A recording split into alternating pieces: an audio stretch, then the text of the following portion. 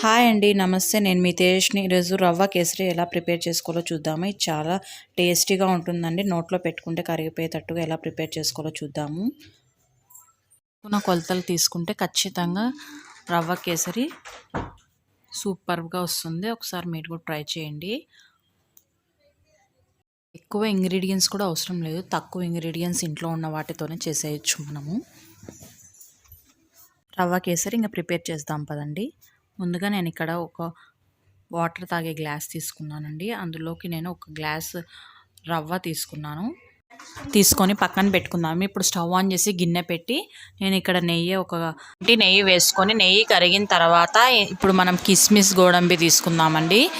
అవన్నీ బాగా వేపుకున్న తర్వాత ఇవి ఒక ప్లేట్ తీసుకొని అందులో పెట్టుకుందాము. ఇప్పుడు రవ్వ తీసుకున్నాం కదండి, అదే నెయ్యిలోకి వేసి సిమ్లో పెట్టుకొని రవ్వని బాగా వేపుకుందాము. సిమ్లో పెట్టి అది వేగేలోపు మనం పక్కన స్టవ్ మీద గిన్నె పెట్టి 1 గ్లాస్ షుగర్ తీసుకొని గిన్నెలోకి వేసి దానికి తగ్గట్టుగా కేసరికి సరిపోయే వాటర్ అండి. ఇక్కడ నేను 3 గ్లాసెస్ వాటర్ వేసుకుంటాను. బాగా బాయిల్ 3 గ్లాసెస్ వాటర్ తీసుకున్నాను. బాయిల్ అయ్యేటప్పుడు నేను ఇక్కడ ఫుడ్ కలర్ తీసుకున్నానండి. అది ఒక చిటికెడు వేసుకుందామండి. అది వేసుకొని బాగా మిక్స్ చేసుకుందాము.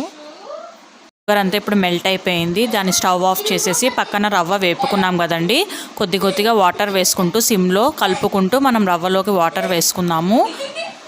బాగా ఉడుకుతుందండి. ఇప్పుడు బాగా కలుపుకోవాలి, ఎందుకంటే ఉండలు కడుతుంది. అలా కలుపుకున్న తర్వాత ఫైనల్గా మనం ఇందాక వేపుకున్న కిస్మిస్ గోడంబి ఉంటుంది కదండి, అవి అందులోకి వేసేసి బాగా మిక్స్ చేసుకొని ఇప్పుడు స్టవ్ ఆఫ్ చేసేస్తే మన సింపుల్గా మన రవ్వ కేసరి అయితే ప్రిపేర్ అయిపోతుంది. ఎలా ప్రిపేర్ చేస్తారో కామెంట్ చేయండి. అలాగే వీడియో చూసిన తర్వాత వీడియో నచ్చినట్టయితే మర్చిపోకుండా like, share and subscribe my channel. Thank you so much for watching this video. అయితే ఫైనల్గా ఇంకో 2 టేబుల్ స్పూన్ల నెయ్యి వేసి బాగా మిక్స్ చేశానండి. ఇందులోకి నెయ్యి కాస్త ఎక్కువ పడితేనే టేస్ట్ చాలా బాగుంటుంది. మీకు ఎలాంటైనా రెసిపీస్ కావాలంటే కామెంట్ సెక్షన్లో తెలియజేయండి.